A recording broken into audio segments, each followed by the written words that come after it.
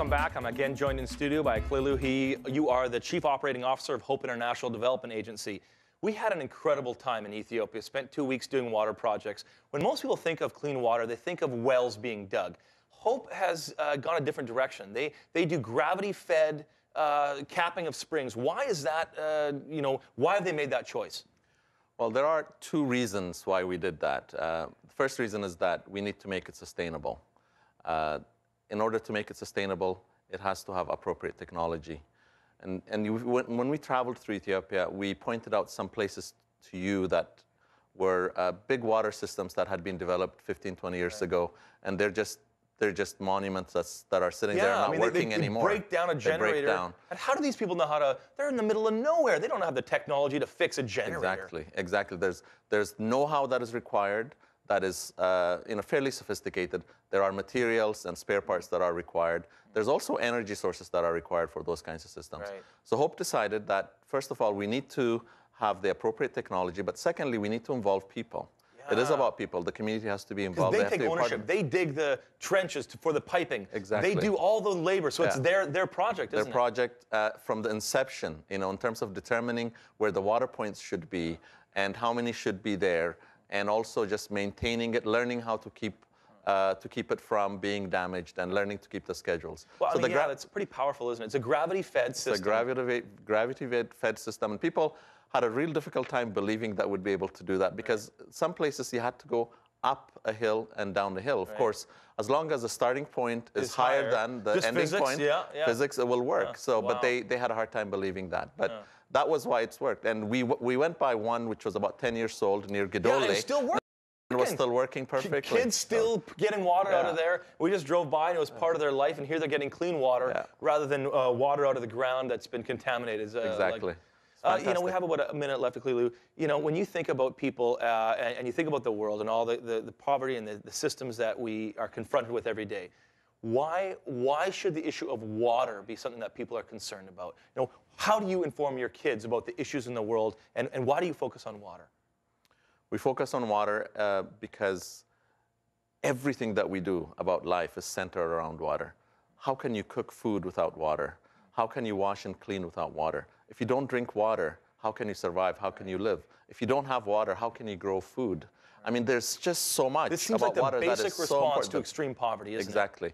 Any kind of development that we do in the future has to revolve around water. Yeah, then you talk about education, it deals with education, women, health care, family planning, hygiene. All of that starts with the issue of clean water for these people. And on top of that, we do microcredit as well, so capacity building and income generation for the people. But everything starts around water. Community mobilization, for people to feel good about themselves and to know that they can do it, to know that they can make a difference in their own lives. I guess we only have about 30 seconds here, but clearly, one thing I was amazed at was to see the faces of the people, see the names, and realize for $35 a person, I can help a kid have clean water for the rest of his life.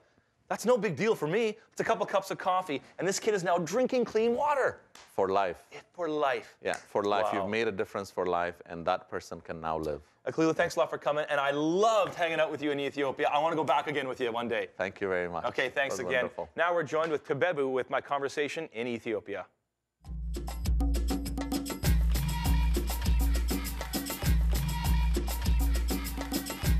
From what I was observing, a lot of the girls are doing the work and they're not going to school, but Hope is trying to change that balance. Talk to me about that. Especially when the young are, one of their main responsibilities is bringing water from the springs. So if you have a water point within 500 meters of the house, then the girl is freed from her main responsibility. And then we push the families, now that you have the water and you don't have to travel far, then the girl needs to go to school. Which is an amazing thing to think that water is actually a pro-female, something to do in the village. It's a way to empower young girls to not walk 5, 10 kilometers to get water. Instead, they can get educated. Absolutely. Most of us don't put the connection between water and empowering young girls. That's right. Hope is doing that. Exactly, because if you tell a family to send their kids to, their girls to school, they would say, who's going to bring the water?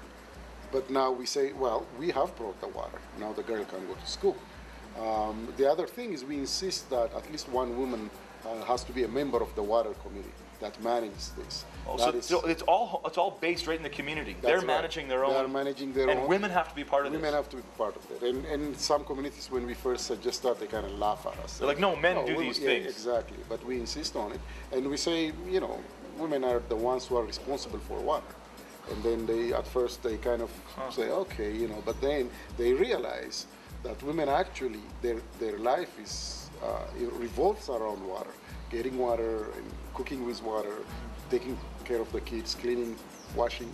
These are all things that women do in these communities. And so now they have a voice. They have a because voice. Hope is coming in there, bringing the water and saying, women have to be part of this. That's right. I think that's one of the things that I'm so amazed at with Hope, is how much on the ground your people are. You're involving the leaders of the community in the decisions. You're involving them where to put the water points. You're involving women in the decision making.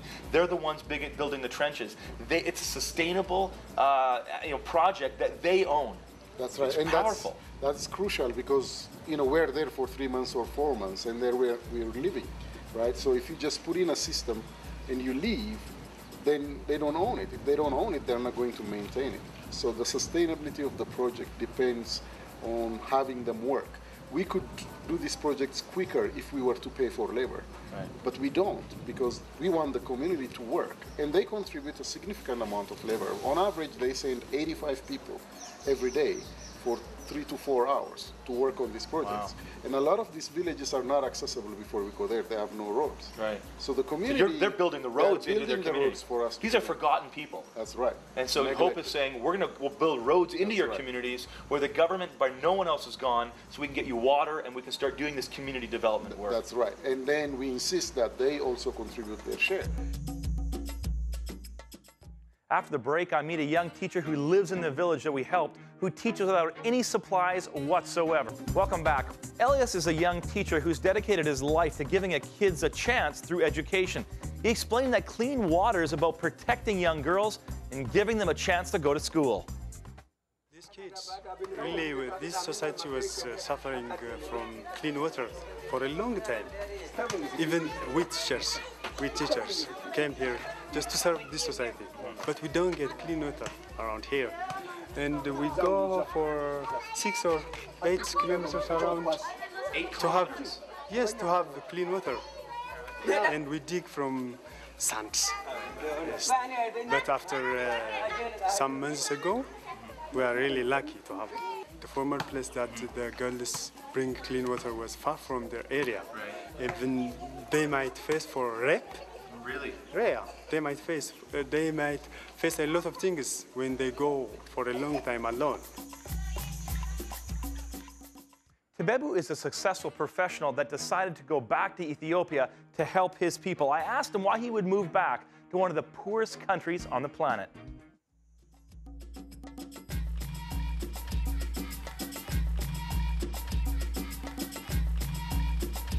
What drives you? Because you could be making lots more money somewhere else in the world, and you've come back to Ethiopia, your country. Why are you here?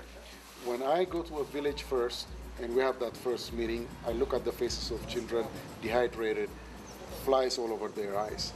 And I go back 3 months later, smiling children, playing with the water.